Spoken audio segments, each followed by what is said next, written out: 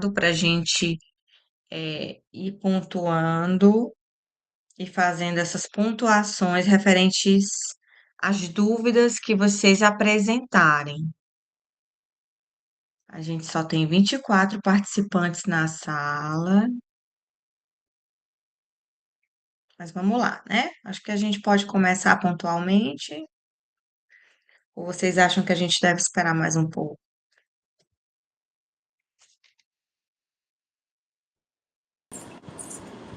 Esperar mais uns 5 minutinhos. É, né? Tá bom.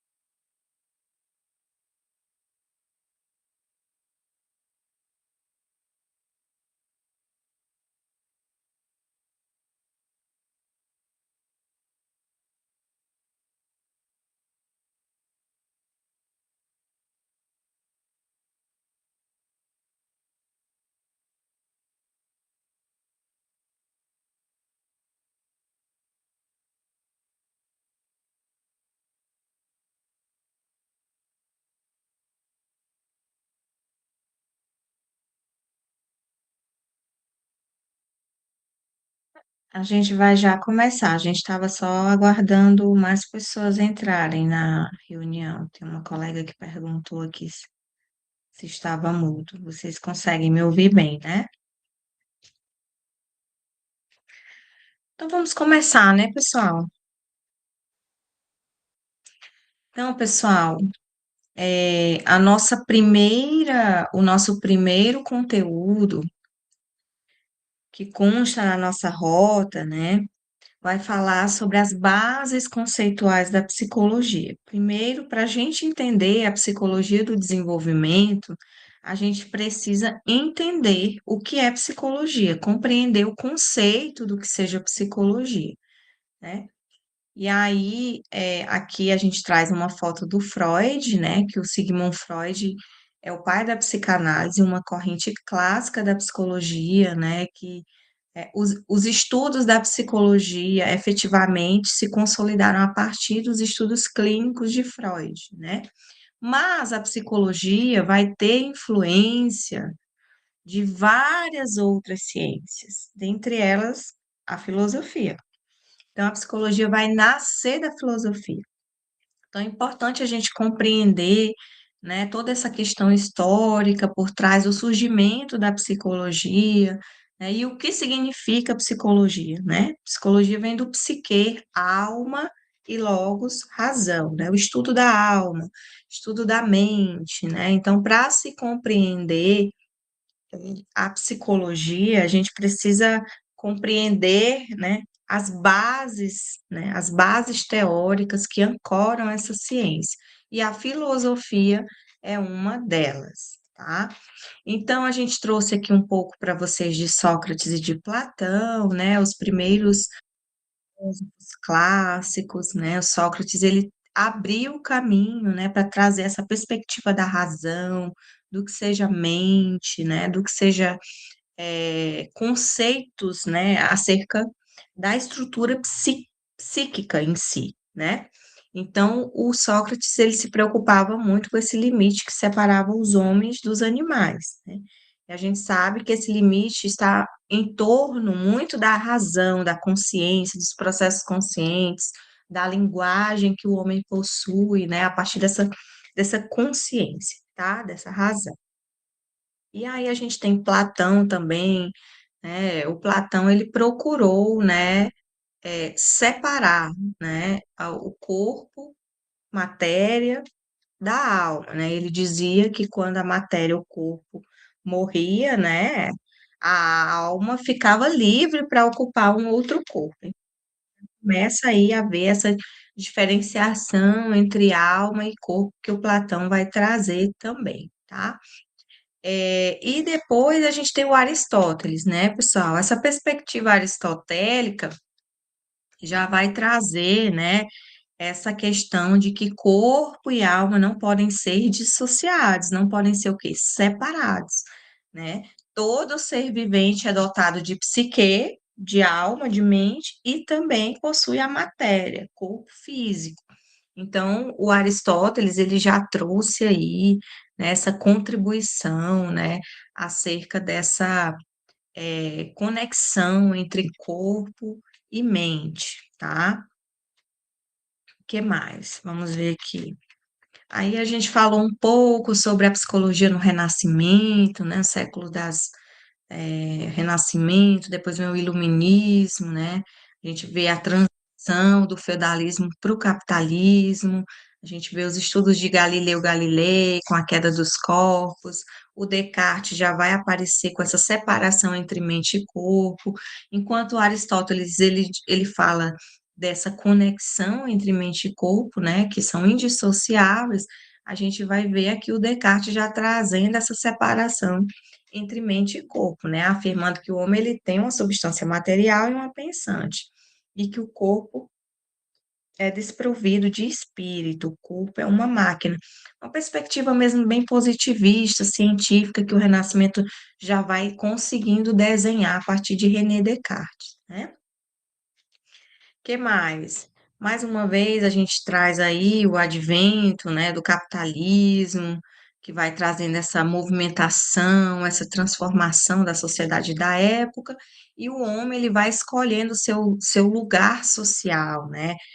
Que lugar é esse que o homem vai ocupando nessa sociedade renascentista, né? Dentro de um trabalho, dentro de uma função social, né? Então a gente sai daquela visão aquela visão em que os deuses eram o centro do universo para uma visão antropocêntrica, em que o homem ele já vai aparecer nessa questão central, né? E de que forma esse homem ocupa esse espaço, né? É, é, essa sociedade, né? Então a gente já começa a perceber aqui dentro do Renascimento, né? E aí, pessoal, vai surgindo Hegel, Darwin, né, essa galera mais da perspectiva científica, positivista, vão aparecendo, né? A gente vê aqui que no século XIX, problemas e temas da psicologia já começam a ser investigados, relacionados à neurofisiologia, né? Trazendo essa questão do pensamento, sentimento, percepções, que eram produtos do sistema nervoso central, né? A gente tem esse sistema nervoso central que a partir dele, né, essas funções psíquicas, elas vão se desenvolvendo, tá? Então,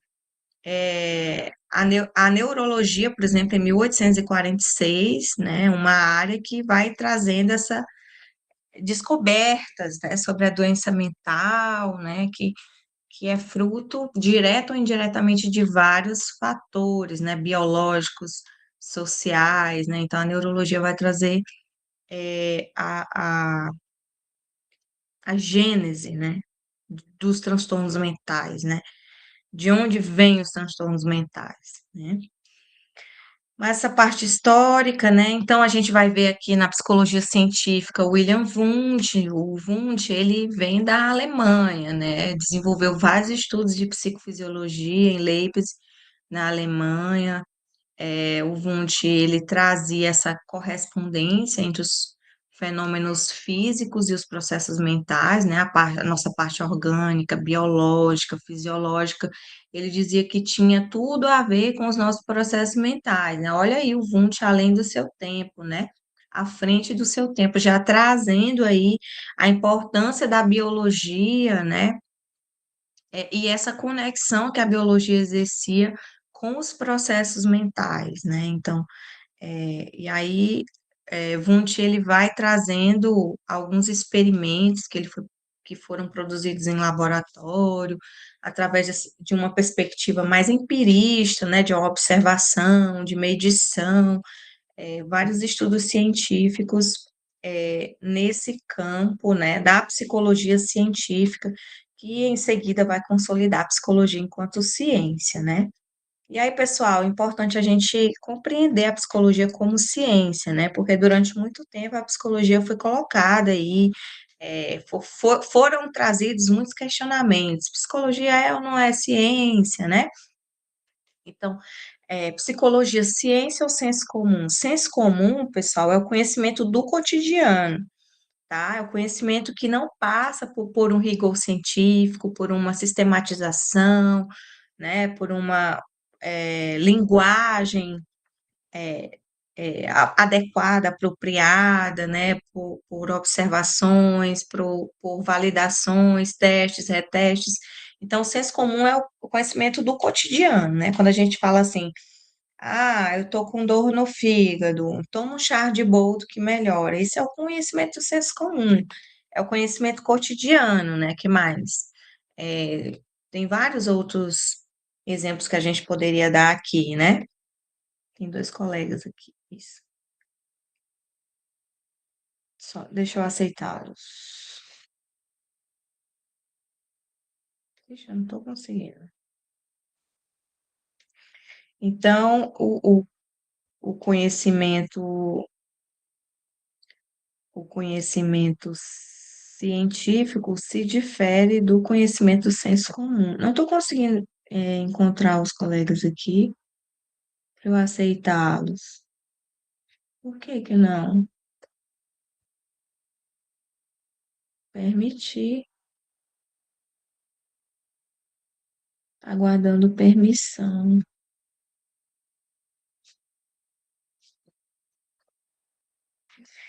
Então, pessoal, o conhecimento do senso comum é esse conhecimento cotidiano que vai sendo passado de geração em geração, né? Os mais velhos vão nos ensinando, né? Alguns costumes, alguns hábitos. Então, isso é o conhecimento do senso comum. Já o conhecimento científico é um conhecimento é, tratado, digamos assim. Ele pega o conhecimento do senso comum e transforma em algo preciso, organizado, rigoroso, com metodologia adequada, né, com todos os parâmetros que a ciência exige para que esse conhecimento ele se torne um conhecimento científico. Eu gosto muito de dar o exemplo do maracujá, né? As pessoas dizem, a folha do maracujá, o maracujá serve para acalmar os nervos, né? As pessoas trazem muito isso de geração em geração, suco do maracujá. Então, a ciência foi lá, procurou estudar as propriedades do maracujá, passiflora, né? Passiflora incarnata, e aí transformou isso em uma medicação, né? transformou isso em conhecimento científico. Então, vejam como o conhecimento cotidiano do senso comum é importante para que a ciência também exista. Só que para haver ciência, a gente precisa de todo um conjunto de regras, de normas, né, para que seja aceito como ciência, né?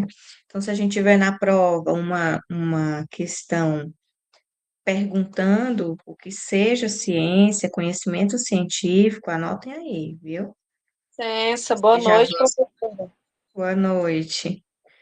Vocês Boa já precisam fazer essa diferenciação, né? O que é a ciência? É um conjunto de conhecimentos fundados sobre fatos, aspectos da realidade, mas é expresso por meio de uma linguagem precisa, rigorosa, né? Obtida de uma forma controlada, programada, sistemática, né? Para que se verifique sua validade, se realmente esse conhecimento ele tem uma fundamentação, uma sustentação dentro do meio científico. Então, se a gente perguntar para vocês o que seja ciência, é isso, tá? Vocês vão lá na resposta, né, explicando que a ciência ela traz toda essa sistematização, diferente do senso comum, que já é um conhecimento mais cotidiano, passado de geração em geração, né? Um conhecimento mais, como que a gente diz, acumulado, né? É um conhecimento superficial, pequeno, que as pessoas carregam, né? Não é um conhecimento tão aprofundado como um conhecimento científico, certo? Então, até aqui tudo bem? Então, vejam aí as características da ciência. A objetividade é uma característica, tá? Objeto específico, linguagem rigorosa, métodos, técnicas específicas, processo cumulativo de conhecimento, objetividade, né? Então, tudo isso são características do conhecimento científico. Vejam aí se vocês compreenderam que seja conhecimento científico para vocês acertarem a questão dessa na prova. Pessoal, e quando a gente fala de psicologia, né? A psicologia enquanto ciência, a gente já viu que a psicologia é uma ciência. Mas e aí, qual o objeto de estudo da psicologia, né? Se a gente fosse perguntar. A psicologia tem vários objetos de estudo, né? O comportamento humano é um objeto de estudo, né? Os behavioristas diriam que é o comportamento humano, o psicanalista diria que é o inconsciente. Tem mais gente aqui para aceitar.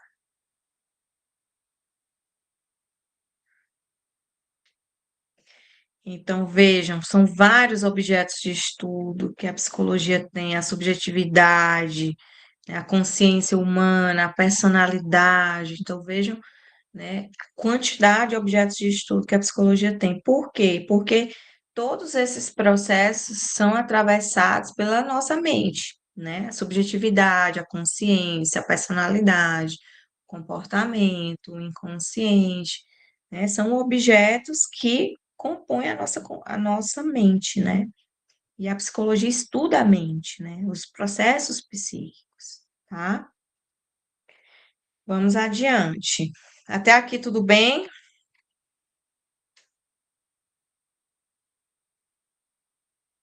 Pessoal, dessa primeira aula, acredito que seja isso, vocês compreenderem o que seja conhecimento científico, conhecimento de senso comum, os objetos de estudo da psicologia, né? E de que forma essa ciência, né, surgiu, todo esse contexto histórico que constitui a nossa ciência psicológica, certo? Vamos para a aula 2, desenvolvimento humano.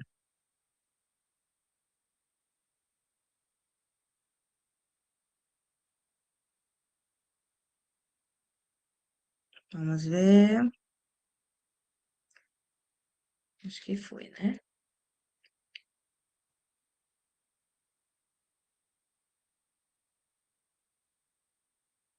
Então, e o desenvolvimento humano, né? Como vocês podem ver nessa figurinha, dá para a gente compreender o desenvolvimento humano a partir dela, né? O que seria o desenvolvimento humano? O que que vocês poderiam me dizer a partir dessa figurinha inicial aqui? O que é o desenvolvimento humano? Alguém arrisca?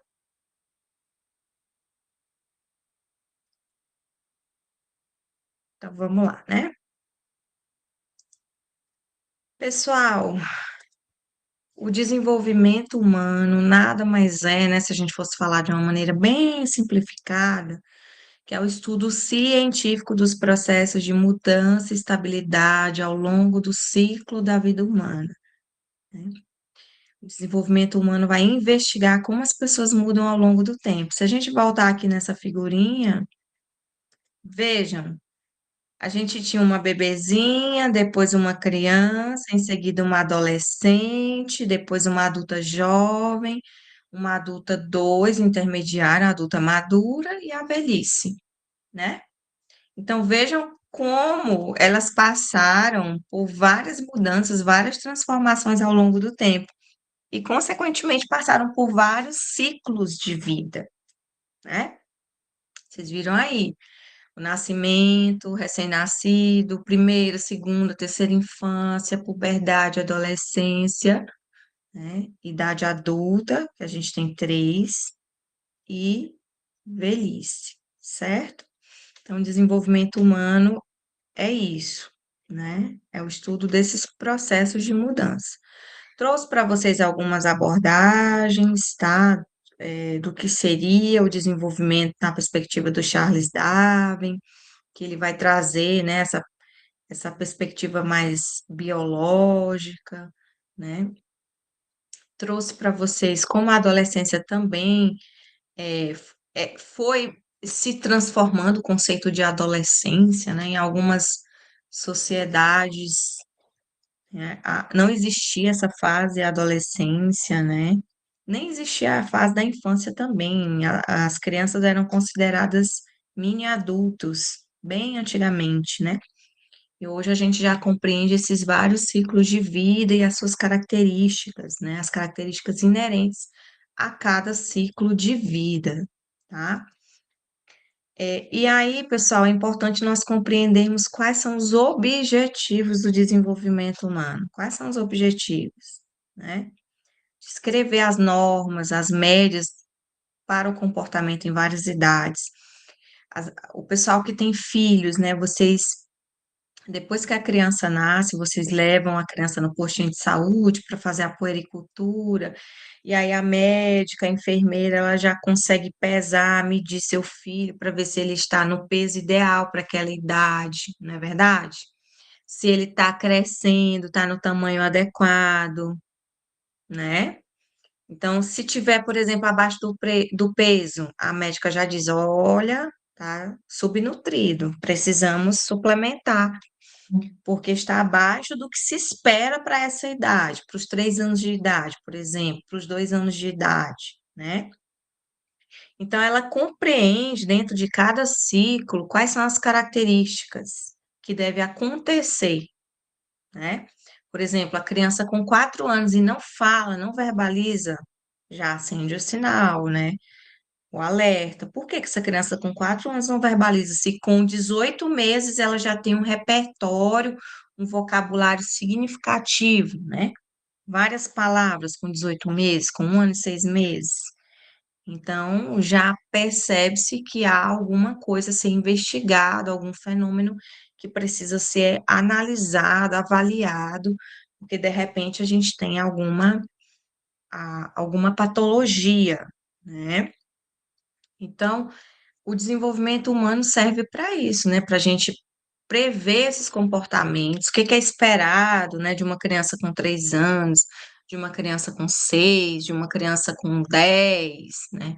E o Piaget vai falar isso muito bem nos estágios do desenvolvimento, sensório-motor, pré-operatório, operações concretas, operações formais. Então, o Jean Piaget vai trazendo o que que se espera em cada fase do desenvolvimento, né? E aí, pessoal, a modificação do comportamento, né, de determinados comportamentos vão ocorrendo a partir dessas mudanças do ciclo de vida, né? Conforme o ciclo de vida vai, se modificando, essas características também elas trazem novas, né, qualificações, né? Então, a gente traz para vocês aqui, né, os dois tipos de mudança que vão acontecendo no desenvolvimento, a quantitativa e a quali, né? Você vê aí a quant, muito relacionada à questão do crescimento, né? A parte física, né? A altura, peso, aquisições de vocabulário. E a quali, a gente já vê, né, fenômenos relacionados à interação social, à questão afetiva, como essa criança aprende determinados conceitos, determinadas habilidades, né? Todas essas mudanças que vão acontecendo a partir desse desenvolvimento social, emocional, né? Essas habilidades cognitivas que vão acontecendo, certo? Que mais? Isso é importante, né? A gente compreender que o desenvolvimento ele acontece dentro de várias esferas, né? Várias perspectivas. A gente tem o desenvolvimento físico, que está mais voltado para a questão do crescimento do corpo, do cérebro, né? Das habilidades motoras. O recém-nascido, ele vai adquirindo essas habilidades, né? Ele começa a engatinhar, depois senta, depois começa a caminhar, né? Então, assim, vai havendo essa transformação, essa mudança, né? Essa evolução, né? Essa evolução de um ciclo de vida para o outro, né? E o desenvolvimento físico é bastante considerado, né? Quando a gente fala de desenvolvimento humano, porque traz justamente esse crescimento corporal, né? Físico e o desenvolvimento dessas habilidades motoras. A gente tem o desenvolvimento cognitivo, né? Vai se aperfeiçoando essas capacidades mentais, os processos psíquicos, né? Atenção, memória, linguagem, percepção, raciocínio, criatividade, pensamento, inteligência. Então, essa parte cognitiva, pessoal, né? Que se fala da nossa cognição, do nosso raciocínio, das nossas funções psíquicas, né? Também fazem parte do desenvolvimento humano, né? Uma das dimensões também do desenvolvimento humano. E o desenvolvimento psicossocial, né? Já dizia Vygotsky, que a gente não consegue se desenvolver sem essa interação social, sem o outro, né? Então, para que a gente desenvolva nossas habilidades sociais, relacionamentos sociais, a nossa personalidade, as nossas emoções, nós precisamos dessa interação social, desse desenvolvimento psíquico e social, psicossocial, tá? Então, esses três domínios, eles são interrelacionados, interligados, né? A gente não consegue compreender o desenvolvimento físico sem o cognitivo, sem o psicossocial, né? Os três caminham juntos, né? De forma interdependentes, tá?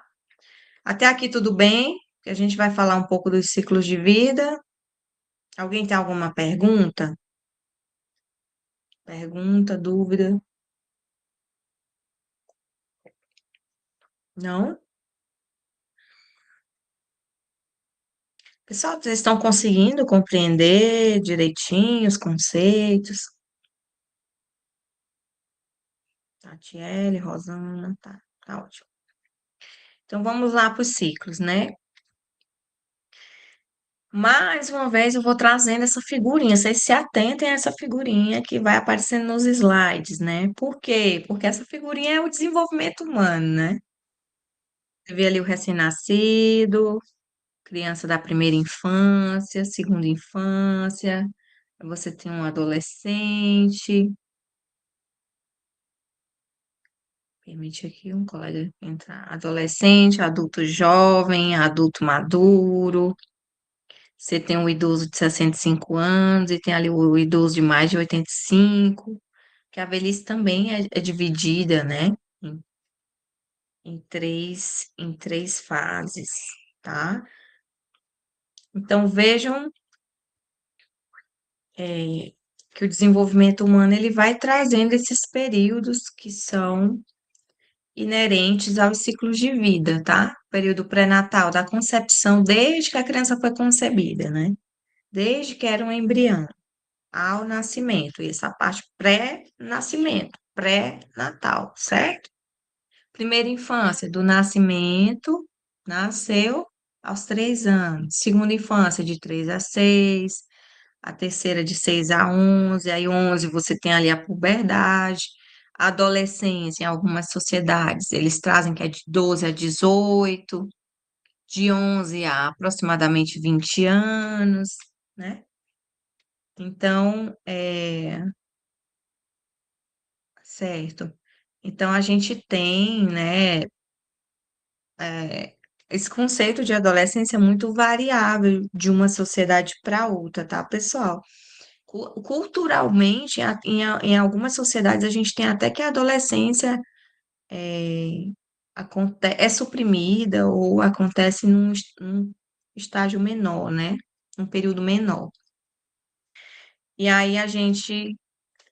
Não, acho que assim, eu vou mais caracterizar, vou falar para vocês de forma geral.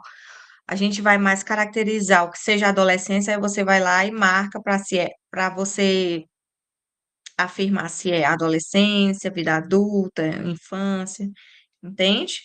Por exemplo, eu vou falar que a adolescência é marcada por várias mudanças fisiológicas, o menino tem a questão da voz mais grave, que vai se desenvolvendo, desenvolvimento dos pelos pubianos, dos mamilos, das meninas, a menarca, a primeira menstruação. É uma fase pautada em muitas transformações, né, pessoal? Tanto físicas quanto psíquicas, formação da identidade do indivíduo, né? Então, a gente caracteriza o período, o ciclo, e vocês identificam se é adolescência, se é vida adulta, se é velhice.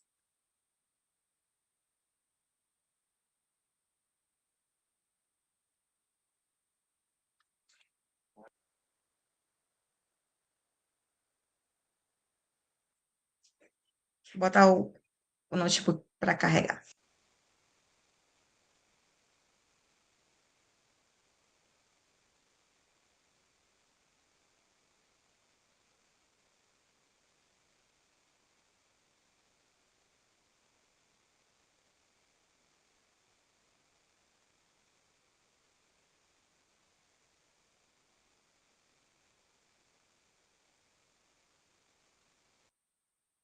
Então, a gente vai ter muitas questões assim, pessoal. Acho que já dei assim uma boa dica para vocês, né? Que vocês vão ler a questão, aí vocês vão pensar, né? Se essa característica é de que fase do desenvolvimento? Ah, eu acho que é da vida adulta, é da velhice, tá? É bem isso. Se vocês compreenderem o que que cada ciclo traz, vocês conseguem responder a prova bem tranquilamente. Acho que isso é importante, né? A gente falar que o desenvolvimento tem influência individual, da hereditariedade, do ambiente, né? São os fatores que influenciam no desenvolvimento, né, pessoal? A parte genética, o que nós herdamos, os pais, a questão ambiental, a nossa interação social também influencia o desenvolvimento, questões sociais relacionadas à família também, condição socioeconômica, cultura, o grupo étnico no qual nós fazemos parte, o contexto histórico em que nós estamos inseridos, né? Então, é isso. De desenvolvimento humano, em suma, é isso, tá? E aí a gente vai para a infância. Se eu pedisse, por exemplo, para vocês responderem uma questão sobre infância, né? O que que vocês poderiam analisar numa questão sobre infância, né? Vamos ver aqui. Infância. Tão linda, né? Essa fase, assim, tão cheia de descobertas, tudo começando, tem todo esse processo desenvolvimental, né? o crescimento orgânico, o crescimento do indivíduo, as suas habilidades vão se desenvolvendo funções cada vez mais complexas, funções mentais cada vez mais complexas, né? E aí esse desenvolvimento ele vai acontecendo, né, nessa construção contínua, né? Nesse aparecimento gradativo das nossas estruturas mentais, né? A gente vê, né, que vamos lá, deixa eu ver aqui o que que a gente pode trazer, né, para vocês. É, tá. Se a gente fosse falar dessa primeira infância, né, o aspecto físico-motor, a criança vai adquirindo essa maturação neurofisiológica, essa capacidade de manipular objetos. Coordenação motora, né, pessoal? Começa coordenação motora grossa, a criança pegando assim um objeto, depois uma coordenação motora fina, né? Por exemplo, pegar um lápis para escrever, vai desenvolvendo essa coordenação motora, né? Então, essa capacidade de manipular objetos, de desenvolver coordenação motora, de desenvolver as habilidades de locomoção, né? Como falei para vocês, a criança começa se arrastando, engatinhando, depois ela senta, depois ela começa a caminhar, né? Cai, depois consegue adquirir mais segurança, mais firmeza para poder se manter em pé, e caminhar. Então vejam como esse processo ele vai acontecendo nesses anos iniciais, né? Aqui a gente tem, a criança leva a chupeta à boca ou consegue tomar mamadeira sozinha por volta dos 7 meses, já coordena os movimentos das mãos, né? Tem vários estudos que falam, né, que a criança, no primeiro dia que ela é amamentada, que ela suga o seio da mãe, ela suga de uma forma muito, né, ativa, né, um reflexo, mais como um reflexo, né? E por volta dos 10 dias a criança já consegue sugar, já aprendeu a sugar melhor o seio da mãe. Então veja como do nascimento até os 10 dias se passaram poucos dias, mas essa habilidade já foi bastante aperfeiçoada pela criança, né? O desenvolvimento humano é lindo, né? Então, por exemplo, nessa parte intelectual, a criança já vai desenvolvendo essa capacidade de pensamento, de raciocínio, né? De compreender o que é certo, o que é errado, de fazer julgamentos morais por volta dos 6 anos, né? Por exemplo, uma criança de 2 anos que usa um cabo de vassoura para puxar um brinquedo que está embaixo de um móvel, né? Você vê, a criança viu o brinquedo lá embaixo, ela pega o cabo de vassoura para puxar. Veja como, né, ela consegue já ir se apropriando dessa parte, né, de lógica, de raciocínio. Aqui no o jovem, né, se a gente for falar do jovem, o jovem que planeja seus gastos a partir de sua mesada, o estágio das operações formais que o Jean Piaget fala na adolescência. Operações formais, ele já consegue elaborar um pensamento abstrato completamente diferente de uma criança da primeira infância, que já que não faz ainda essa elaboração desse pensamento abstrato, hipotético, dedutivo, que o adolescente já consegue fazer, né? Então vejam como essas características elas vão se tornando mais complexas com o passar do tempo, até porque a nossa estrutura neurobiológica vai se tornando muito mais robusta com o passar do tempo, né? E o aspecto afetivo emocional, eu gosto muito disso, né, pessoal, dessa parte, porque, por exemplo, a criança que é amamentada, ela não apenas supre a questão da fome biológica, né? Da necessidade fisiológica de comer, de se alimentar, né? Mas a criança que é amamentada pela mãe, ela vai ganhando essa segurança vai construindo esse afetivo emocional com a mãe, esse apego, essa aproximação, né? Então, é, é importante, né, esse processo da amamentação não só para suprir uma necessidade fisiológica, mas também uma necessidade afetiva e emocional de construção de vínculo, de fortalecimento entre a mãe e o bebê, né? O Winnicott, um famoso psicanalista, ele já falava isso, né? Dessa questão que o sugar o seio da mãe já vai trazendo, né, no desenvolvimento dos vínculos afetivos, socioemocionais, tá? Aqui ele vai dando um exemplo, né, dessas experiências, desse sentir que vão se desenvolvendo a partir dessa interação social, como o indivíduo reage diante de outras pessoas, né? Algumas crianças ficam mais envergonhadas diante de algumas situações, sentem medo, ou ficam mais felizes ao encontrar um coleguinha. Então, é, essas mudanças de comportamento também vão acontecendo a partir desse processo de interação social, né? E aqui ele dá um exemplo, um grupo de crianças no parque, é possível observar algumas que agem mais espontaneamente, buscam outras para brincar, e algumas que ficam mais sozinhas, isoladas. Isso é, se vocês observarem, vocês irão perceber aquelas crianças que estão ali liderando o grupo, brincando, interagindo, trocando, e aquelas que ficam mais no cantinho, aquelas que brincam sozinha, ou brincam só com um coleguinha, né? Você já vai percebendo aí as características da personalidade também dessas crianças, né? A partir dessas interações sociais, né? Certo?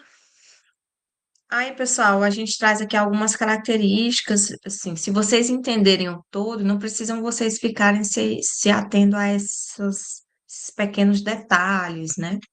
Se vocês compreenderem o que está presente na infância, né, toda essa parte de desenvolvimento motor, de crescimento físico, maturação do sistema nervoso central, né, a criança vai progredindo, vai começando a coordenar os reflexos, né, ela traz ao nascer o reflexo de sugar, de olhar, né, e em seguida ela vai desenvolvendo ações mais complexas, né, olha para o que suga, olha para o seio da mãe, né? Olha e pega algum objeto, né?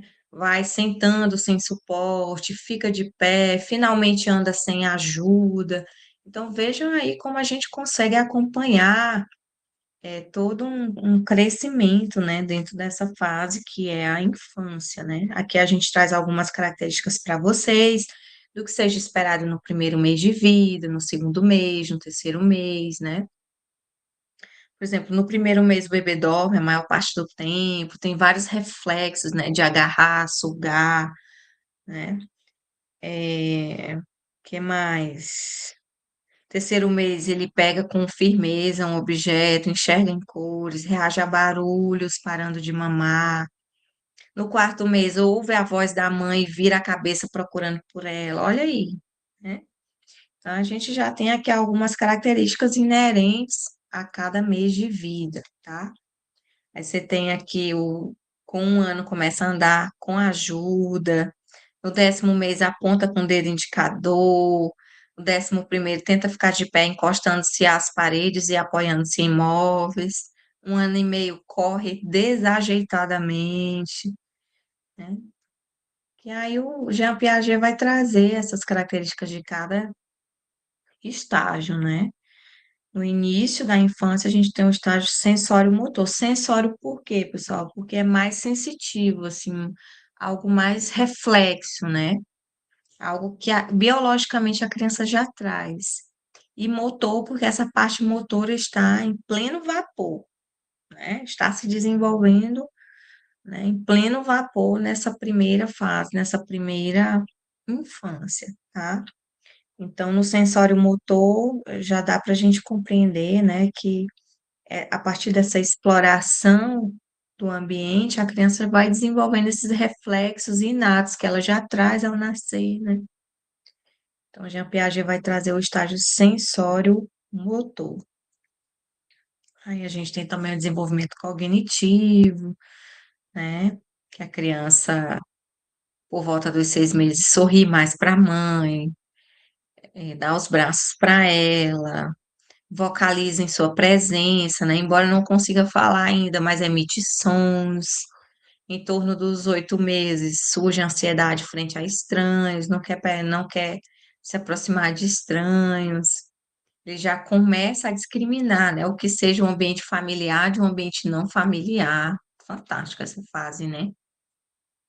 Aí você tem aqui de 18 meses, 1 ano e meio, né? A 3 anos, aquisição dos dentes de leite, né? Olha, aqui a coordenação motora fina já vai aparecendo.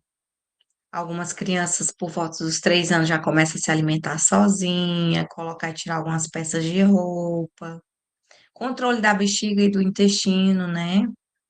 Aqui é a fase anal que o Freud fala, que é quando a criança já consegue sair da fralda, do desfraude, para poder usar o penico ou o banheiro, né? Então, fase anal que Sigmund Freud fala na psicanálise.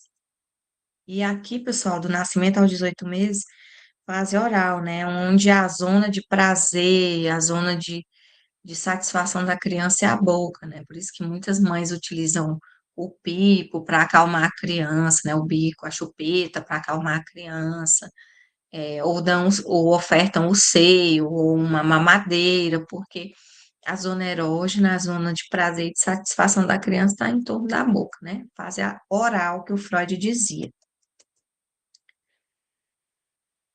Aí a gente tem aqui desenvolvimento cognitivo, né? A questão do uso da linguagem por volta de 2 anos.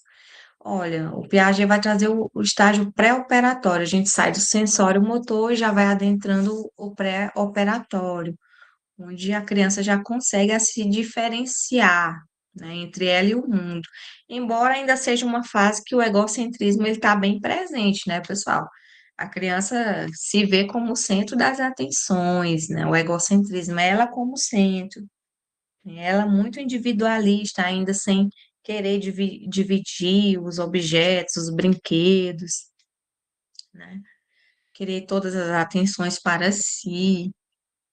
Então, a gente tem muito o egocentrismo nessa primeira fase, né? É que a criança vai entendendo tudo a partir da própria perspectiva dela, tá? Tem o pensamento mágico, a criança acredita ter o poder de fazer as coisas acontecerem a partir de seus desejos, é o mundo da fantasia, né? Animismo, a criança acredita que os objetos inanimados estão vivos, que possuem sentimentos, intenções. Nossa, essa fase é maravilhosa, a fase da fantasia, né? E aí a gente tem esse desenvolvimento afetivo social, que também vai acontecendo na infância, né? A gente recomenda muito, por exemplo, crianças que estão tendo dificuldade de verbalização, depois que elas entram na escola, partindo dessa socialização, de toda essa interação social, esse processo de desenvolvimento da linguagem acontece de uma forma muito positiva, né? É por isso a importância, né, de adentrar o ambiente escolar aos 3 anos de idade, para que a criança consiga, através dessa interação social, e desenvolvendo suas habilidades cognitivas, de linguagem, de pensamento, de raciocínio, certo? Pessoal, alguma dúvida sobre infância? Acho que é isso, né? Acho que sobre infância dá para vocês caracterizarem que é essa fase onde está acontecendo, né, esse crescimento, esse desenvolvimento cognitivo, motor, afetivo, social, tá? Alguma pergunta sobre infância para a gente passar para a adolescência? Não? Vocês estão muito calados hoje. Acho que está todo mundo concentrado na revisão.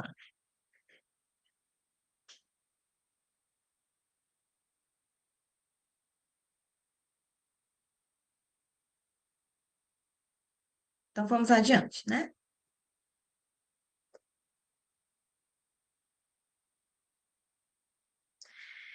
Adolescência. Gente, eu adorei esses slides. Achei muito legal quando eu estava fazendo, né? Adolescência. Nossa. Olha, eu amo a adolescência. Até falei para vocês na aula que é um público assim que super se identifica comigo, que eu tenho muitos pacientes adolescentes. né? Porque eles são vistos como problemáticos e eu não consigo enxergá-los assim. Eu consigo enxergá-los a partir da perspectiva do desenvolvimento, da fase, do ciclo de vida em que eles estão inseridos, né? Ô, professora, porra, tem um irmão que é adolescente. Meu Jesus do céu. Ô, menino difícil da glória. Acredita que hoje a gente consegue perceber alguma diferença. Os adolescentes de hoje, eles não querem nem tirar foto, eles fazem isso, ó. Quando É, alguém quer tirar foto com eles, eles se escondem, eles falam pouquíssimos, essa nova geração. é verdade. Eu vi Então, meu pai até brigando com meu irmão. Marcos Júnior, tu bota uma foto de verdade nesse teu perfil, menino. Fica parecendo malandro, que não sei o que. Meu pai briga muito com ele por conta do jeito das fotos mesmo. É verdade. introvertidos, eles não querem interagir com ninguém. Já as crianças de hoje, meu povo, as crianças de hoje, elas estão em pleno vapor, assim, derrubando o mundo. Então, Ah, vejam, é verdade, professor. Tem um nenenzinho é, de 1 ano e 3 meses. Oh, meu Deus, o menino bota fogo dentro de casa. Mas é verdade essa questão da adolescência aí, né? A gente acha que é a parte mais difícil, mas não acredito que não. Que acho que cada fase tem sua dificuldade. tem isso mesmo. Ótimo, muito que você tem esse olhar, né? É isso mesmo, pessoal. Então, vamos deixar. Alguém ia falar? Não vamos mais nos referir à adolescência como aborrecência, por favor, né? Vocês irão compreender a adolescência como uma fase peculiar do desenvolvimento que necessita de todo esse nosso olhar mais compreensivo. Até porque, pessoal, eu não sei se vocês lembram que eu falei na aula. Eu disse, gente, esse indivíduo que está nessa fase, ele não é nem criança, né, que pode fazer tudo, que está tudo liberado, assim, em termos de desenvolvimento, né, exploração do mundo, apropriação do ambiente, e nem é um adulto com suas responsabilidades, nem é uma criança no mundo da fantasia e nem é um adulto com as responsabilidades. Então, assim, é uma fase de transição entre infância e vida adulta. Então, o conflito já começa aí. Você já nem se vê como criança, você não pode se comportar como criança, e nem é um adulto com tantas responsabilidades. Então, essa fase de transição de 12 a 18 anos é uma fase, pessoal, que traz muitas mudanças, né? Tanto físicas, essa questão da sexualidade está super aflorada, a parte hormonal, né? A questão da entrada na puberdade, a menarca, a primeira menstruação, o desenvolvimento dos pelos púbicos, né, dos pelos pubianos, mudança de voz, desenvolvimento muscular.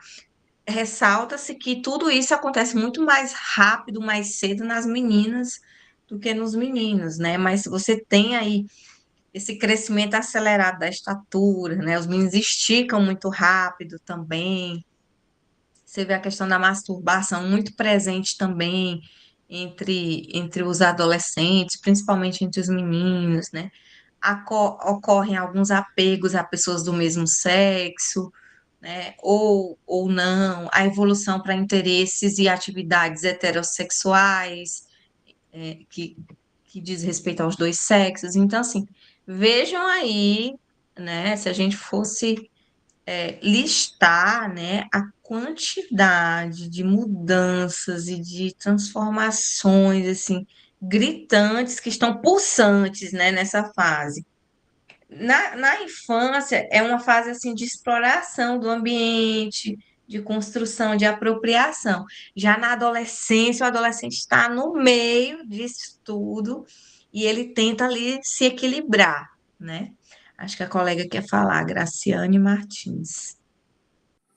Não, professor, o comentário, porque eu tenho dois adolescentes em casa. Depois de 9 anos da minha filha mais nova, eu tive uma segunda filha, né? Que eu tenho um rapaz e uma moça. Adolescentes e tem uma outra de 4 anos. É uma diferença muito grande. E aí eu percebo também, além da diferença dessa mais nova para eles adolescentes, a diferença comportamental, emocional, de amadurecimento, não sei se assim a gente pode dizer, entre o rapaz e a moça. O rapaz tem 13, a moça tem 12.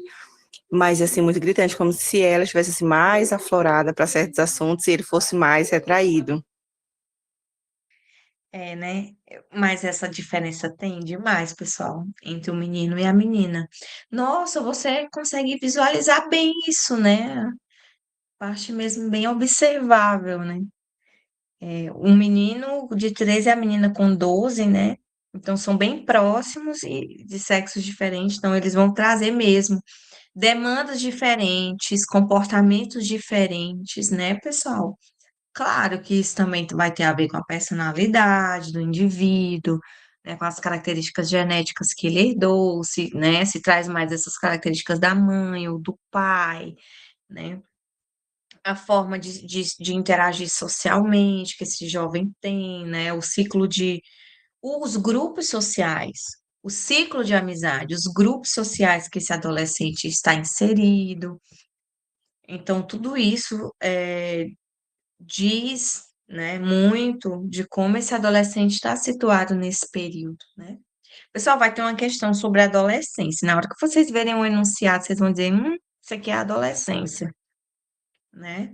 Porque caracteriza bem lá, descreve bem tudo isso aqui que está nesse slide, né? As mudanças, tal, tal, tal, que acontece nesse ciclo, né? Que são mudanças, assim, bem fisiológicas, tá?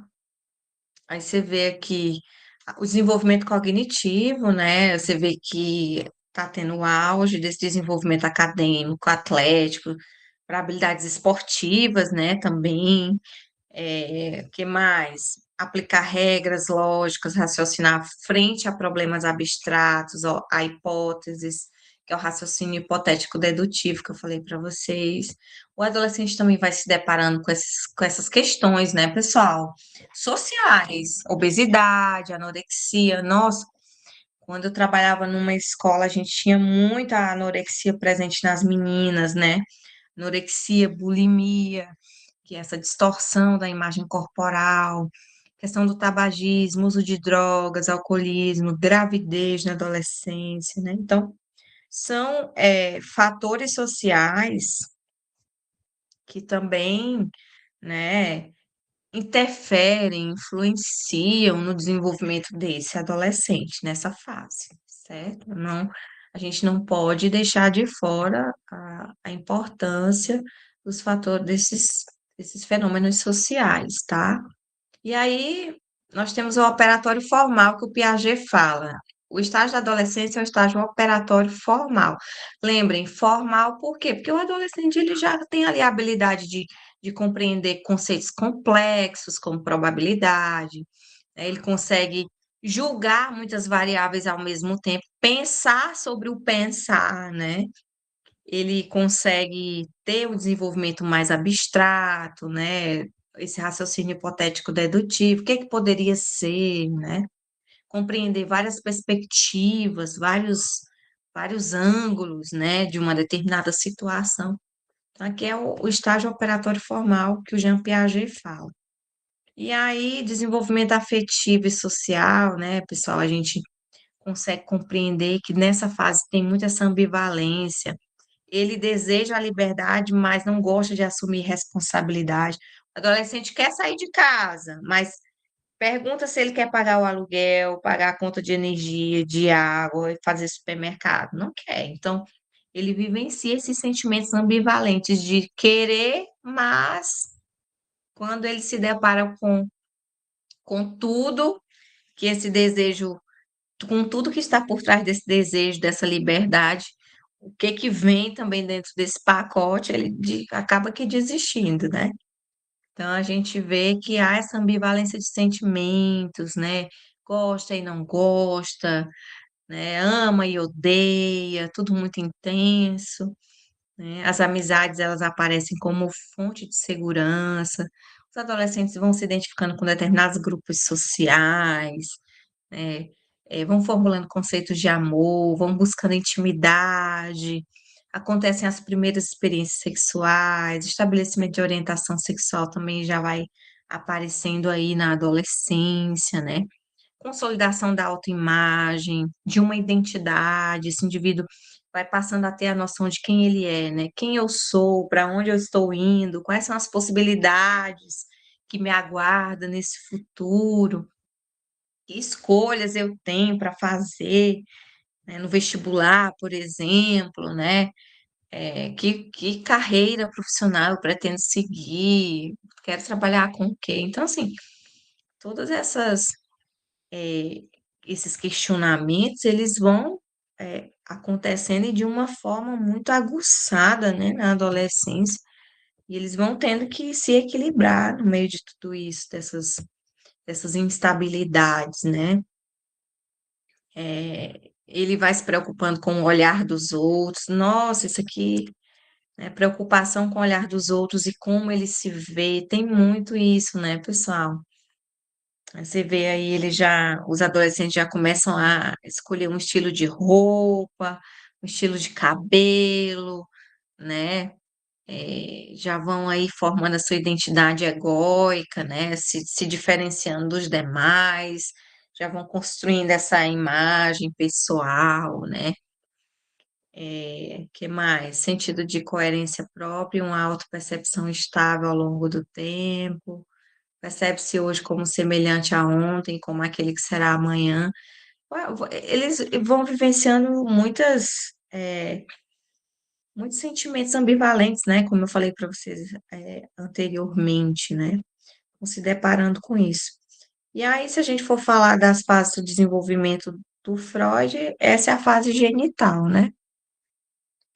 Que é o estágio o final do desenvolvimento psicossexual. Nós temos ali a fase oral, anal, na infância.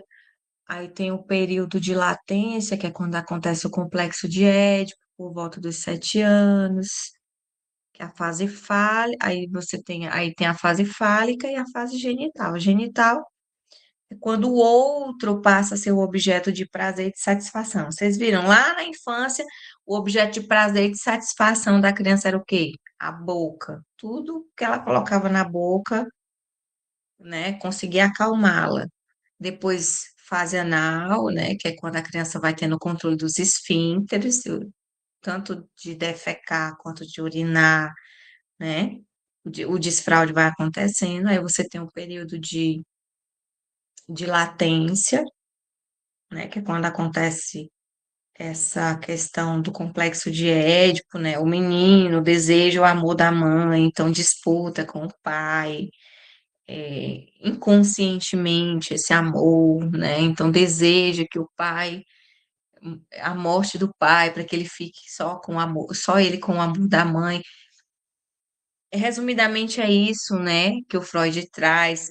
Se eu tivesse mais tempo, eu ia explicar para vocês como que acontece o complexo de Édipo, que é quando o menino ele já consegue é, perceber a presença do pênis como objeto fálico, é a menina vivenciar a angústia da castração. É uma teoria bem interessante a do Freud, pessoal, mas no final a gente consegue perceber que faz muito sentido, né, o que o Freud traz. Não sou da psicanálise, não sou freudiana, minha abordagem é fenomenológica, existencial, humanista, mas eu compreendo que a psicanálise, a gente vai ver na etapa 2, a psicanálise é muito importante para o desenvolvimento do ser humano, muito mesmo, né? E aí o Freud vai dizer que aqui na adolescência é a fase genital. Qual é a fonte de prazer e de satisfação do adolescente? O outro, já não é mais ele, nele, não é a boca, não é os esfíncteres, não é esse amor pelo pai e pela mãe, é um outro, uma terceira pessoa que vai despertar prazer e satisfação, né? Então, a sexualidade, ela é direcionada à reprodução, às funções procriativas que são enfatizadas nesta e nas fases posteriores, certo? De adolescência é isso, tá?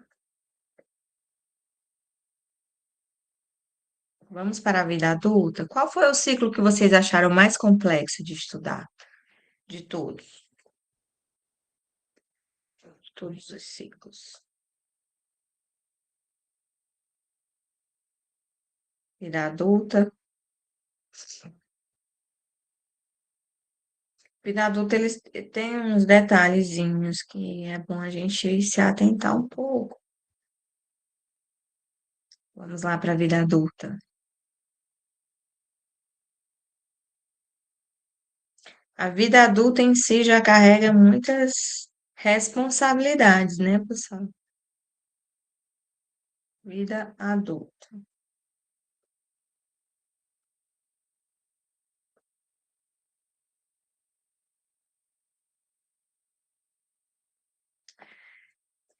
Ele está em PDF, esse documento, eu vou baixando aqui para a gente poder ir conversando sobre a vida adulta. Deixa eu ver. Ah, tá.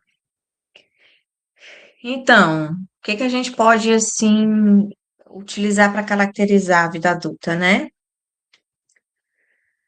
O corpo adulto está maduro fisicamente e sexualmente. Vocês viram que na adolescência estava nessa fase de descoberta, de amadurecimento. Quando se adentra a vida adulta, essa maturação já ocorreu, certo? Tanto fisicamente quanto sexualmente. Então, a gente tem aqui, por exemplo, mudanças relativas principalmente à atividade reprodutiva, né, que a gente tem aqui o interesse aumentado no homem no início dessa faixa etária e na mulher mais no final. E tem a questão também da reprodução. O professor Will que está aqui presente? Cheguei agora. Oi. Atrasado, mas cheguei. O senhor, o senhor é aluno? Não, não entendo. Eu sou aluno, E professor? mas não atuante, mas de filosofia. Eu digo, o senhor é professor na UAB, na pedagogia, né? Não, sou aluno. Ah, tá. Entendi. Ah, porque você estava lá na reunião. Eu pensei que Enqu- você era professor nosso da UAB. Não, eu sou aluno como representante do Polo de Paraíso. Ah, muito bem, muito bem. Ah, tá bom. Desculpe, é porque eu fiquei, nossa, o professor está aqui comigo. Mas é o meu desejo, viu, ser professor Vai, na Unitims. vai ser, sim, com certeza. Fazemos votos de que você futuramente, né? Muito bem. Então, vamos lá. Então, pessoal, aqui a gente já está na fase adulta, né? Já atravessamos aí vários ciclos. Estamos na fase adulta, que a gente vai trazer todas essas modificações, principalmente inerentes à atividade reprodutiva, sexual, né? Pessoal, e aí a gente dividiu a fase adulta em três fases, né? 18 a 30 anos, adulto jovem. De 30 a 45, quem consegue falar de 30 a 45? Adulto maduro. E de 45 a 65, adulto maduro 2, certo? Então, a gente tem três fases da vida adulta: adulto jovem, adulto maduro um, adulto maduro 2, tá? Então, de 18 a 30, você tem um adulto que acabou de sair da adolescência, né? Que está tendo aí algumas decisões para tomar relativas às questões pessoais, objetivos profissionais, em relação ao trabalho, casamento, família, profissão, tá? Então, vejam, de 18 a 30 anos, muitas decisões estão sendo ali tomadas por esse adulto jovem, né? Esses objetivos educacionais vão sendo completados, o indivíduo ele sai da adolescência já com essa perspectiva de ingressar, por exemplo, no nível superior, então ali, né, quase na metade para o final dessa fase você já tem aí a conclusão de de alguns objetivos educacionais, de algumas formações, né, tá? Compromisso com outra pessoa pelo casamento, movimento em direção aos papéis parentais. Então, você né? Hoje, pessoal, cada vez mais tarde, né? Isso. Antigamente, essa fase chegava muito cedo, né? A questão do casamento, de constituir família, a questão dos papéis parentais, mãe, pai, né? Esposo, esposa, né? Esses papéis parentais ocorriam de uma forma muito cedo, muito precoce. Hoje a gente tem acompanhado que essa fase do adulto jovem ela tem acontecido, né, mais à frente, né? Por exemplo, depois dos 25 aos 30, né? Então, a gente acompanha aí uma mudança nessa transformação social que impacta também a forma com que esse adulto, né, se coloca na sociedade e desenvolve esses papéis sociais, tá? Então, vamos adiante.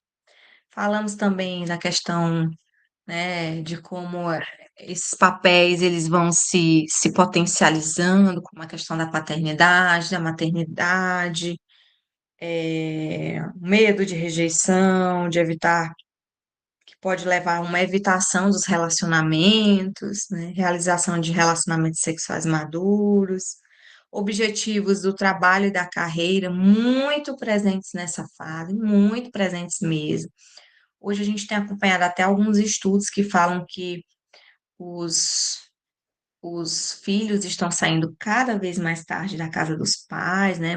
Depois dos 30, por volta dos 30 anos, né? Porque há esse tempo maior, né, para nessa definição de objetivos de carreira, de desenvolvimento de escolhas profissionais, enfim, né? A gente tem acompanhado aí algumas mudanças relativas a isso também. E dos 30 a 45 anos, adulto maduro, desenvolvimento físico, né? Já vai havendo uma diminuição da densidade óssea. Olha aí, pessoal, né? Regeneração limitada da cartilagem, articulações, levando a algumas queixas relativas à artrite, ganho de peso natural.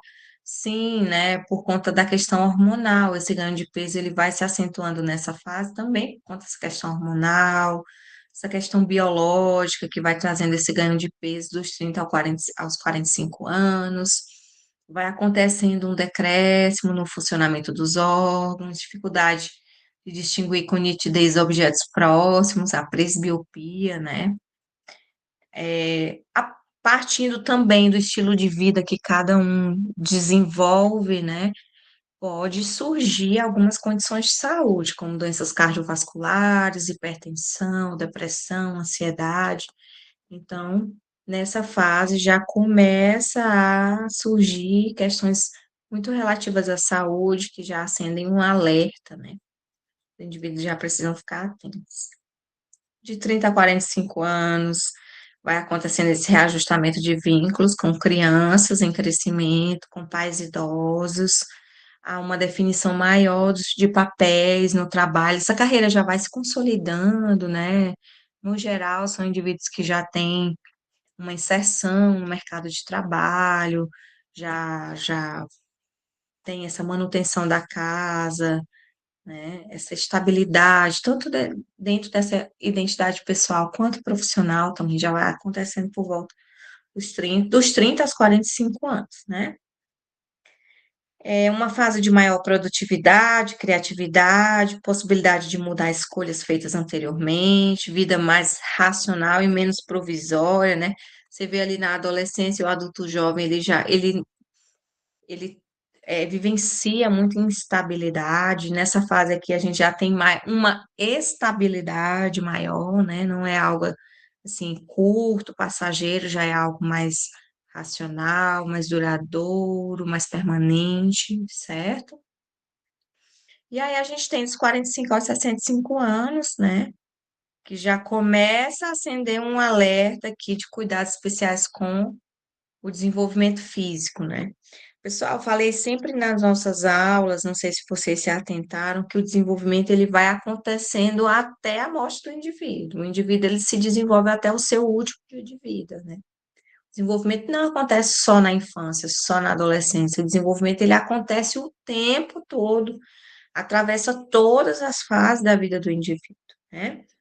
Então, a gente tem aqui dos 45 aos 65 anos, esse adulto maduro 2 que vai vivenciando essas mudanças hormonais, menopausa, aumento de peso, né, significativo, diminuição da massa corporal, perda, né, da acuidade auditiva e visual, vai ter dificuldade de ouvir melhor, de enxergar melhor, o tempo de acionamento dos reflexos é mais lento, diminuição do tônus e da força muscular. Então, veja como essa parte física já vai começando a entrar em um declínio, né?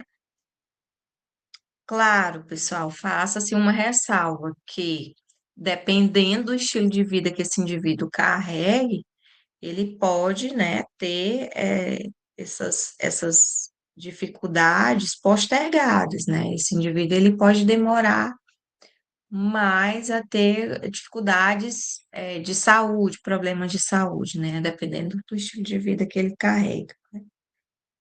E aí, esse adulto maduro 2 ele acompanha esse ajustamento ao crescimento dos filhos, vai vivenciando essa síndrome do ninho vazio, que é quando os filhos saem de casa. Também nessa fase pode haver, né, a morte de algum dos cônjuges ou de algum parente. O indivíduo ele pode ser levado a enfrentar essa morte de um modo mais direto, né? Então, assim, já vai havendo essa transição para a velhice, né? Então, é uma fase que já está aí apresentando as suas particularidades, né? E que já precisa de um cuidado especial.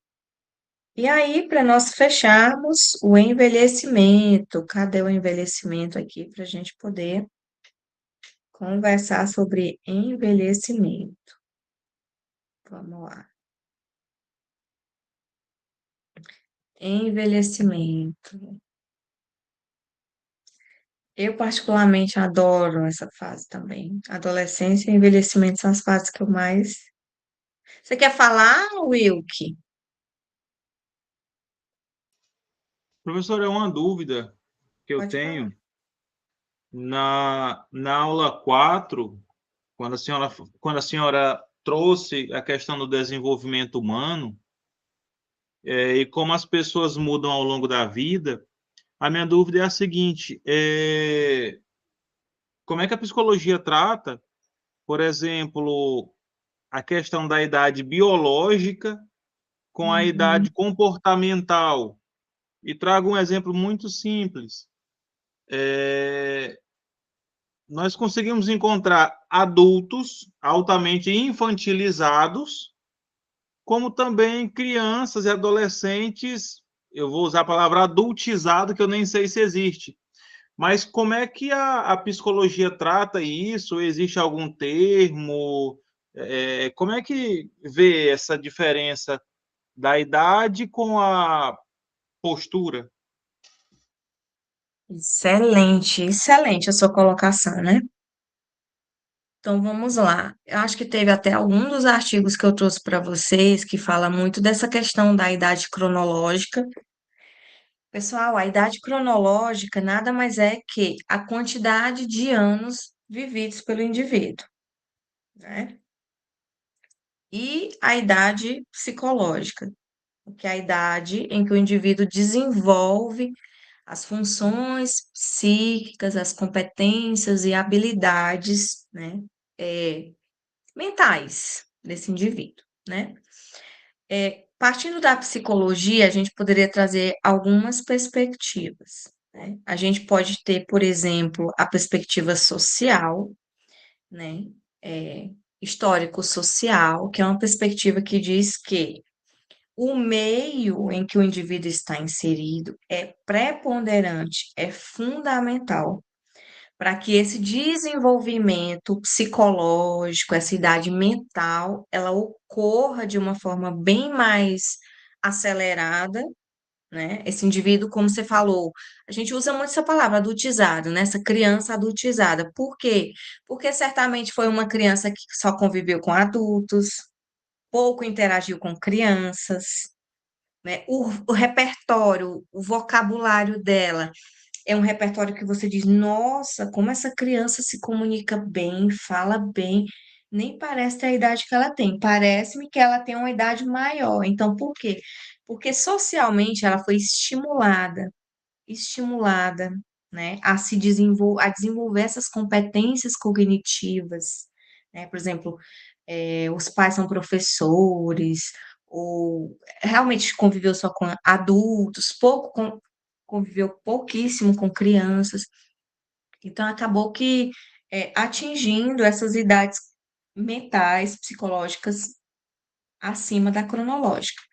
Mas a gente precisa fazer um parêntese tanto na questão das altas habilidades quanto da DI, da deficiência intelectual.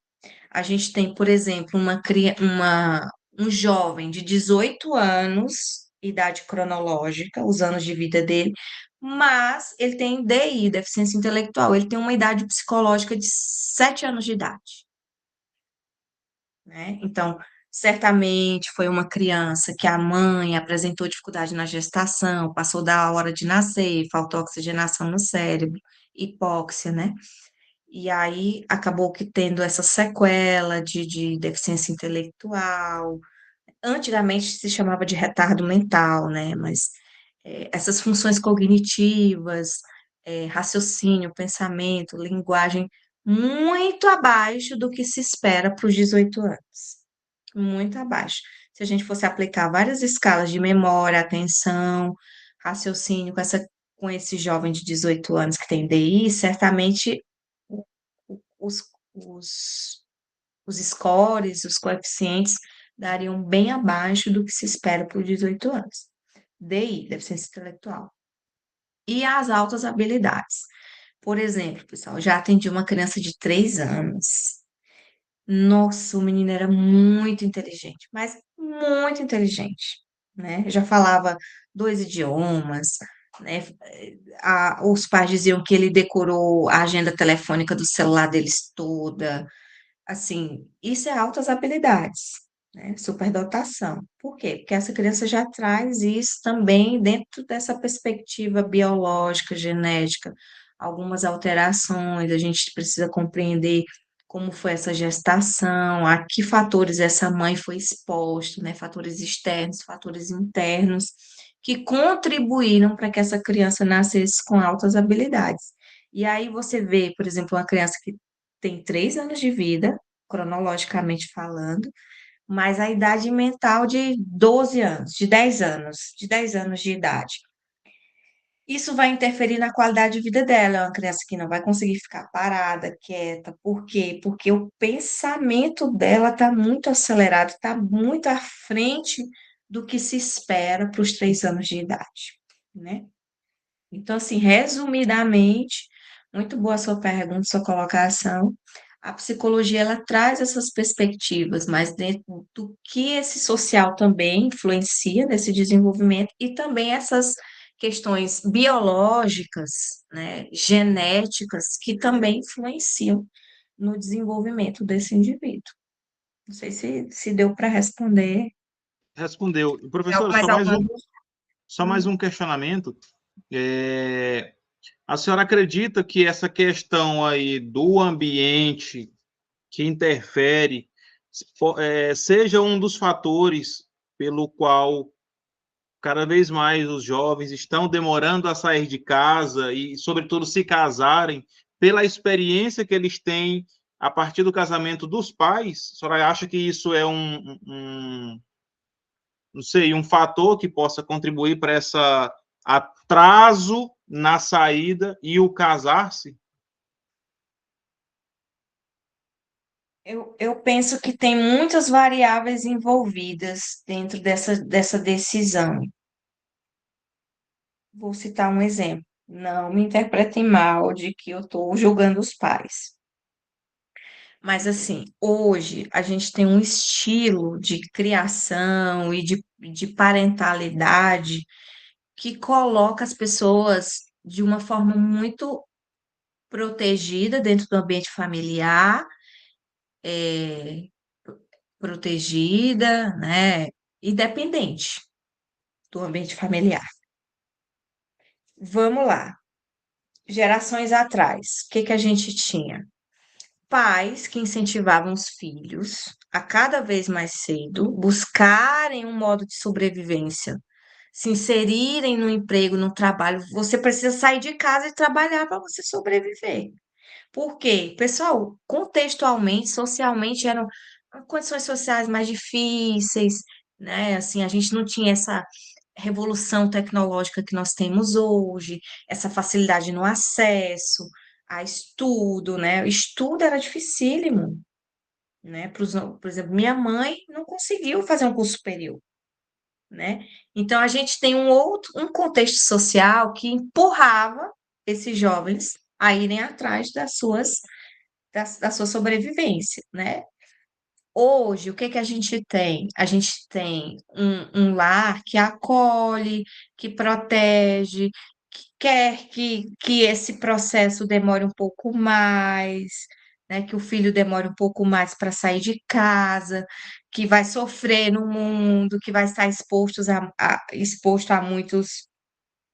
a muitos problemas, né? Sociais, questão de drogas, enfim, uma série de problemas que esse jovem pode estar exposto, esse adulto jovem.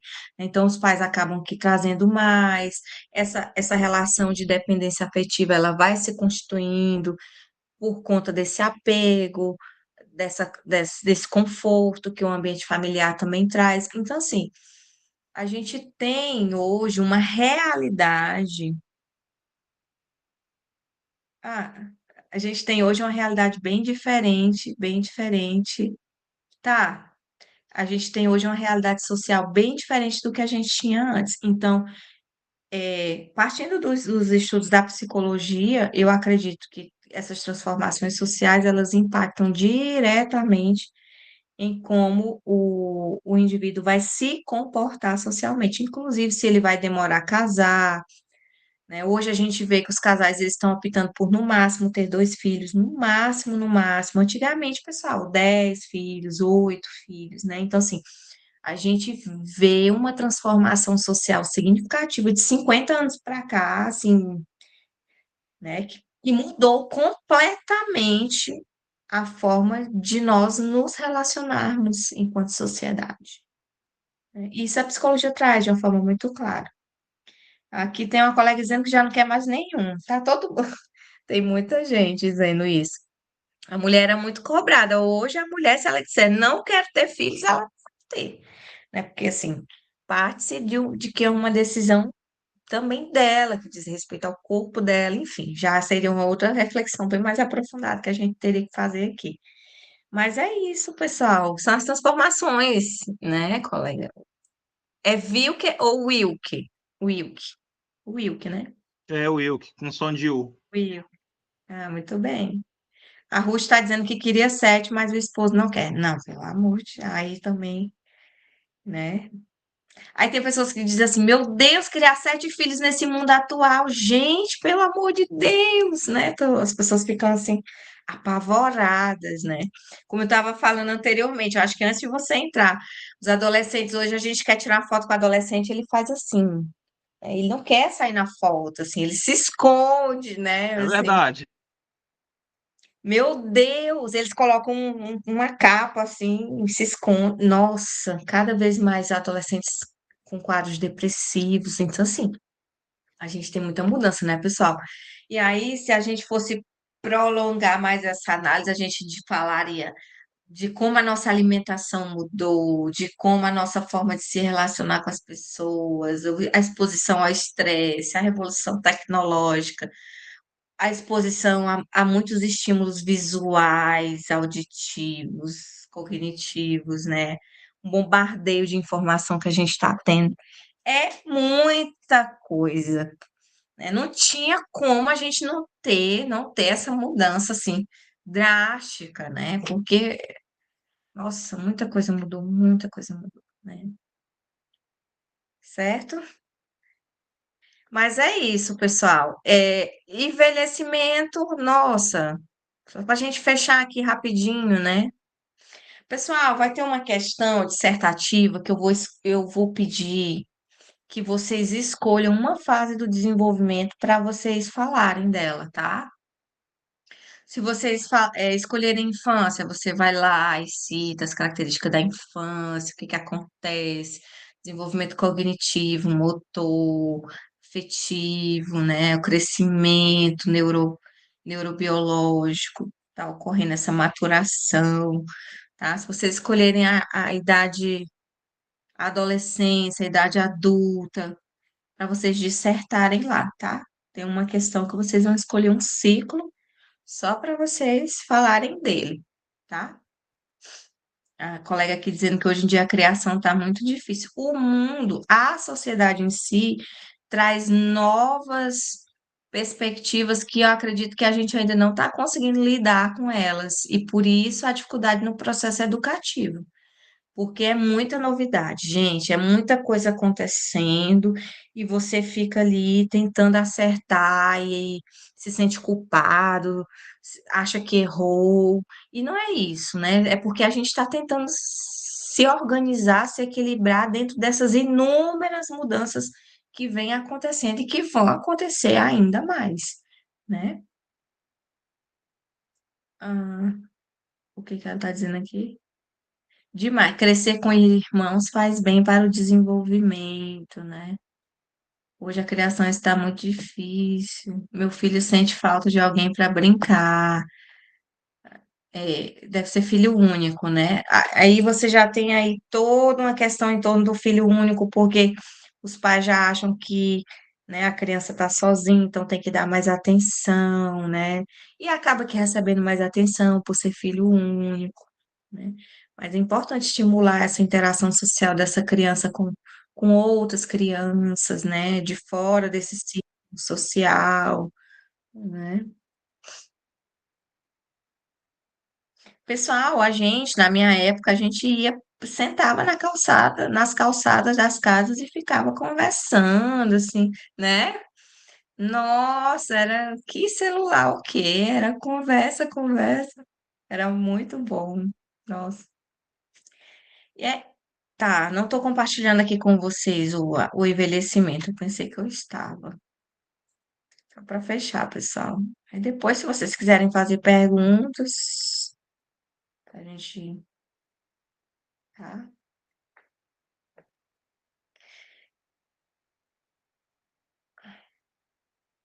Tá, e envelhecimento humano, né? A gente tem aí, pessoal, essa divisão. Vamos lá. Se a gente fosse conceitualizar envelhecimento humano, o que que a OMS, a Organização Mundial de Saúde, diz, né? Que é baseada na idade cronológica, na qual o idoso inicia aos 65 anos nos países desenvolvidos e aos 60 anos nos países em desenvolvimento. No nosso país, pessoal, aos 60 já é considerado idoso, segundo o Estatuto do Idoso, inclusive, tem vários direitos assegurados a partir dos 60 anos, como a gratuidade no transporte público, tá? Então, vai variar o início. A Thalita está falando, não tinha tecnologia. Pois é, eu falo muito dessa revolução tecnológica, do quanto ela alterou comportamentos, né? Tanto para os indivíduos ficarem mais introvertidos, interagirem mais com o seu bom celular, né, e seu computador, quanto para ficarem mais expostos a comportamentos que antes a gente não tinha um acesso facilitado, como se tem hoje, né? Então fica aí para vocês refletirem como essa revolução tecnológica impactou no desenvolvimento humano. Tá, pessoal, então aqui sobre envelhecimento, olha, a idade cronológica é um marcador preciso, né? Se a gente fosse falar de idade cronológica, que o colega trouxe para nós, eu diria que o ciclo que mais leva em consideração a idade cronológica é a velhice. Por quê? Porque nessa fase a gente já tem uma degeneração neurológica, já tem toda essa perda, né, de massa muscular, essa questão fisiológica já vem em uma limitação, né, uma degradação, certo? Abro parêntese, tem pessoas que têm um estilo de vida saudável que conseguem, dentro desse ciclo do desenvolvimento, sofrer minimamente os impactos que fisiologicamente o envelhecimento traz, certo? Então, vários estudos, né, sobre envelhecimento humano trazem que o envelhecimento é um processo complexo, né, que tem várias idades, a cronológica, a biológica, a psicológica e social, né? Mas principalmente a cronológica, ela é levada muito em consideração nesse período, né, pessoal? Muito mesmo, que a gente precisa saber, né, em que nível esse idoso se encontra e que limitações essa idade já vai trazendo para ele, né? Algumas limitações motoras vão surgindo também aqui, tá? Algumas limitações sociais aparecem. Então, é importante a gente já compreender essas limitações que o envelhecimento vai trazendo. E aí nós temos esses três grupos de pessoas mais velhas: os idosos jovens de 65 a 74. No nosso país, de 60 a 74. São pessoas que estão mais ativas, cheias de vida, vigorosas, tá? Os idosos velhos, de 75 a 84, e os idosos mais velhos, de 85 anos ou mais, né? Aí você já tem aí a questão da limitação cognitiva, muitos já não respondem pelos atos da vida civil, precisam de um curador, né? Tem alguma tendência maior para cair, para sofrer quedas, tem alguma comorbidade, diabetes, hipertensão, depressão, alguma dificuldade para desempenhar as atividades da vida diária. Então, vejam como a situação nos idosos mais velhos, a partir de 85 anos, é uma situação que demanda, requer uma atenção e um cuidado bem mais especial, né, que os idosos velhos e os idosos jovens, certo? Então, a gente vê, pessoal, que a partir dos 65 anos já vai acontecendo essa diminuição na capacidade funcional dos órgãos, né, dos sistemas orgânicos, do metabolismo, do índice cardíaco, da capacidade respiratória, taxa de filtração renal também já vai se comprometendo, menor energia, diminuição da atividade, declínio na capacidade para o trabalho físico.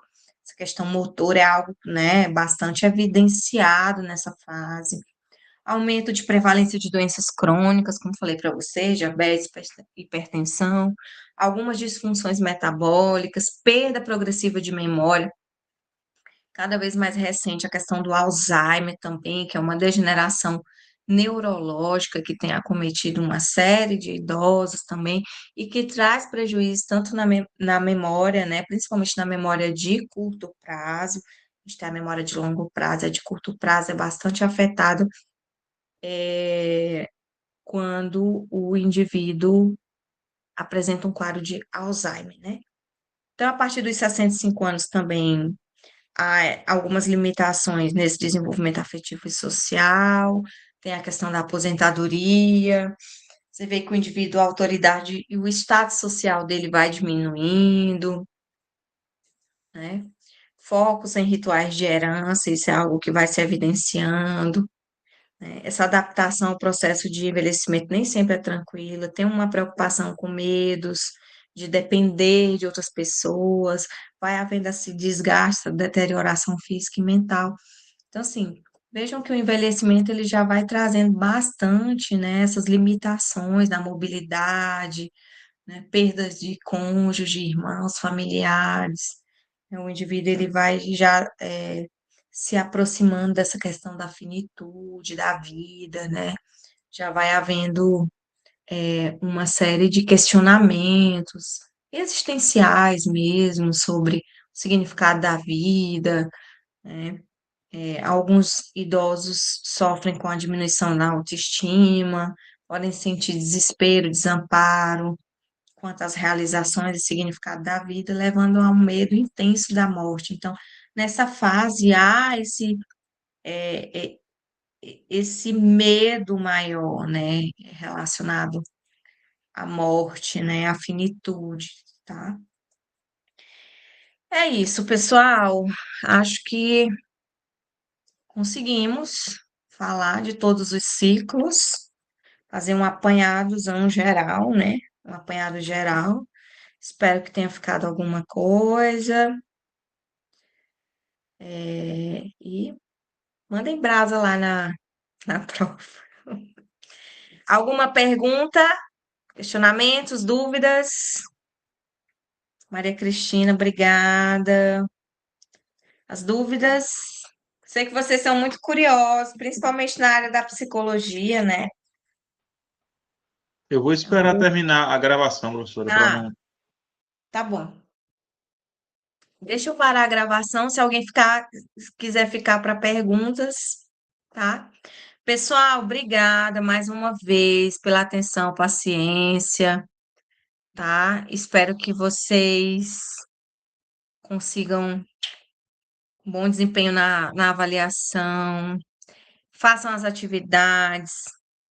O próximo ciclo está recheado de coisas boas, vocês vão gostar. Tem psicanálise, tem análise do comportamento, que é o behaviorismo, tem psicologia sociohistórica, neurociência. Nossa primeira aula já até finalizei, já vai ter neurociência. Muito legal, tá?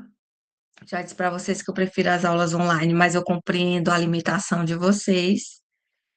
Então, a gente permanece como estamos, né?